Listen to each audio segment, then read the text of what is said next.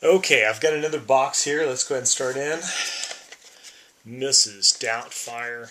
That's a good 90s classic. Ron Williams, Sally Field. I'll show these two together. I found these and realized that I hadn't seen these in a really long time, so I picked these up at a thrift store type place. And that is Meatballs 2 and 3. I always like Meatballs 2 because it's got Pee Wee Herman in it, as you can see there on the back. These movies like this, they just don't really make movies like that anymore. I mean, a lot of people compare it to stuff that came out in the late 90s and early 2000s, but really, 80s screwball comedies are just kind of, they're their own thing. Now we'll get into some of my actual real classics. These are things I've had a really long time. Some of the surviving stuff that I'm kind of, I guess I could say, most proud of. These are some of the things that, for whatever reason, I don't know why they survived. They're such random things. This is volume 1 of Ren and Stimpy Show. I remember when this came out, I was really excited because at the time, I actually didn't have cable. Toonces and Friends, that's a classic. I love Toonces, the Driving Cat. Saturday Night Live, another Saturday Night Live, Mr. Bill. Oh no, Mr. Bill. This is the best of Mr. Bill. This doesn't actually hold up as well as you would think. When I was a really small child, I loved Mr. Bill. I lived for it. I used to stay up hoping Saturday Night Live would show it. Nowadays, when I look back on it, it's very corny, but Labyrinth. This is one that got a lot of views back in the day. One of my all-time favorite movies. Major League, of course.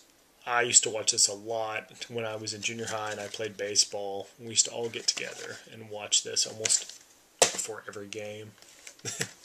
We used to go down to the, there was like a batting, what they call the batting cage, and it was in the bat barn.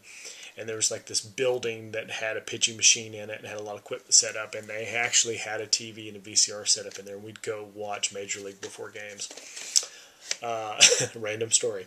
Uncle Buck, of course, one of my all-time favorites. This is actually a second copy. I worn the sound out on my first copy. That's horrible to say, but it's very true. And House Party. I love this movie. This is one of the very first VHS tapes I bought. And it's weird. It's very heavy. It's an old VHS tape, you can tell.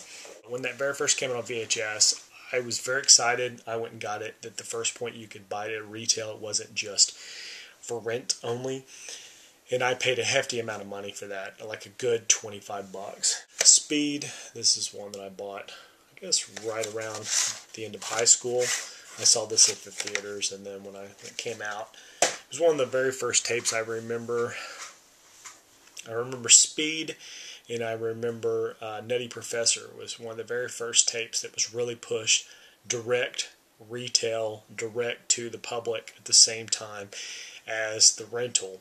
And during the mid-90s, they didn't do that very often, only on big tapes. And when you could buy tape like this for like 15 or 20 bucks the day it came out, instead of renting it, a lot of people would. And they'd have humongous displays at places like Walmart, Target. Here's a promotional tape that I've never watched, but it's Night of the Living Dead, a blockbuster tape that they gave away. I actually used to have Night of the Living Dead in a different box set, a big box set of classic horror films, so I never opened that up. Here's one I found not too long ago, surprisingly, but it's Deadly Friend. Brand new copy. But I just went ahead and left it in there. I thought it looked really cool. I love that cover, the way it looks there. This is it's a very dated type of film, but if you watch it, it's great.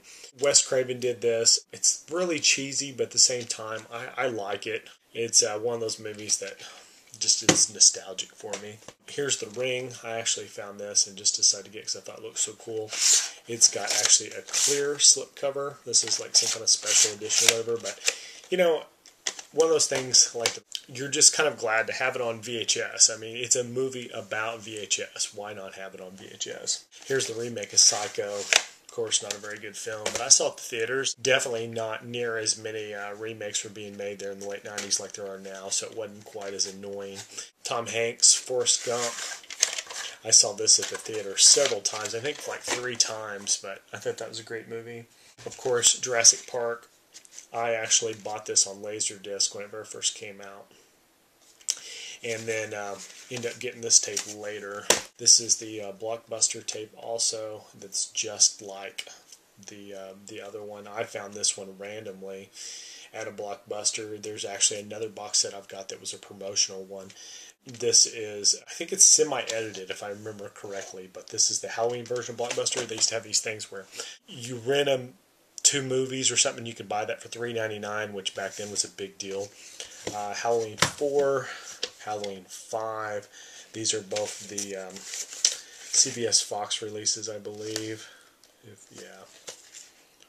CBS Fox releases of Halloween 4 and 5. This is the second release of Halloween 2. This is the Good Times version. There was a lot of these out during the time that this came out. It's very cheap. I think it's in EP mode, if it feels like it at least. Cherry Falls, this is a movie I found, and this is what sent me on my quest to get the DVD that I bought during the Halloween season, the one I ordered from, I think it came from like Spain. I got a rental version that was supposedly an uncut director's version or whatever, but it is actually not.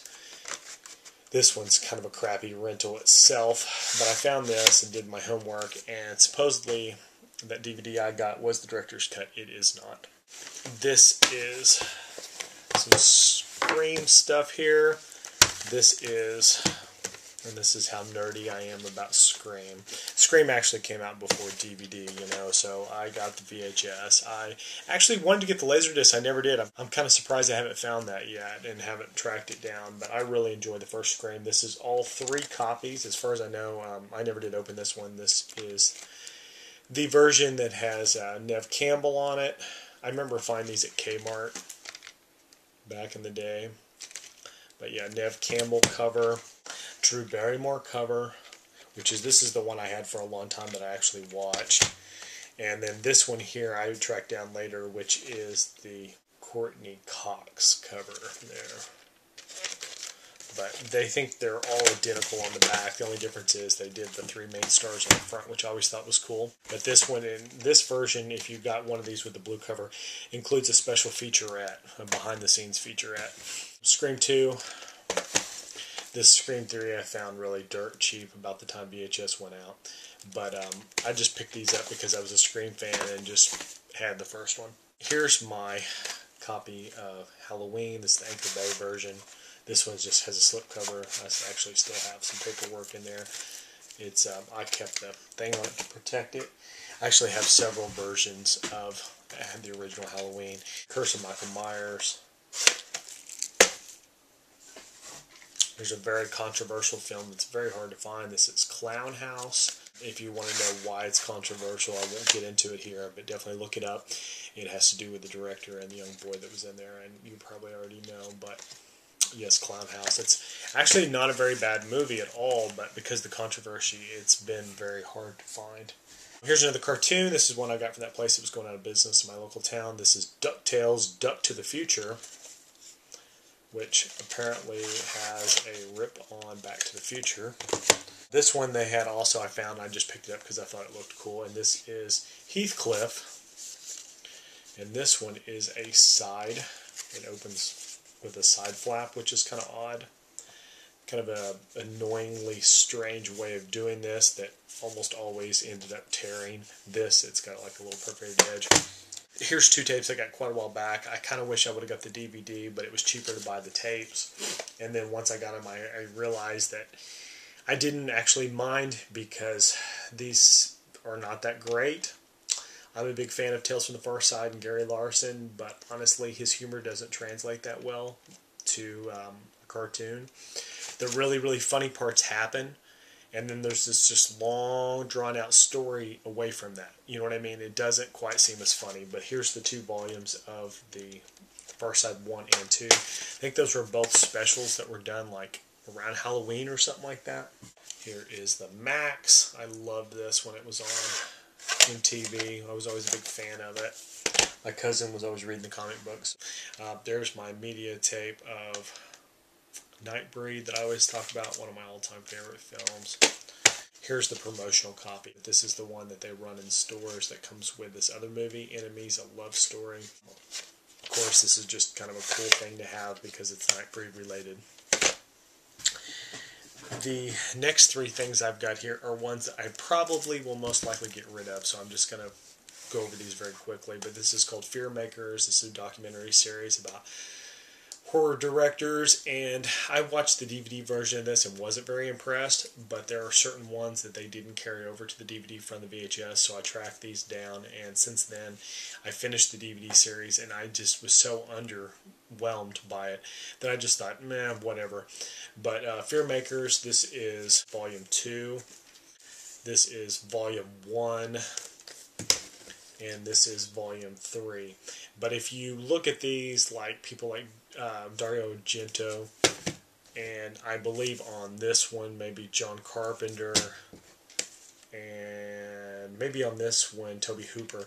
I'm not really for sure, but there is like at least almost one director on each of these volumes, which has 2 tapes each, that wasn't on the DVD set. Even then, I don't know if it's worth opening those.